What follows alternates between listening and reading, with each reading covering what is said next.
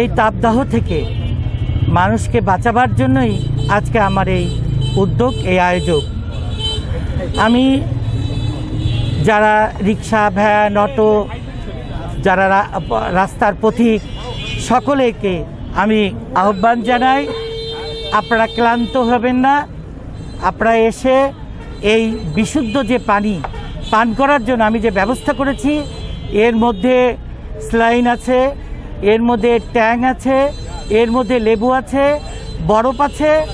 আপনারা সবাই খাবেন, আপনাদের জন্যই আজকে আমি এই আয়োজন করেছি। আমরা জানি যে সারা দেশে এখন প্রচুর গরম, গোপালগঞ্জেও গরম।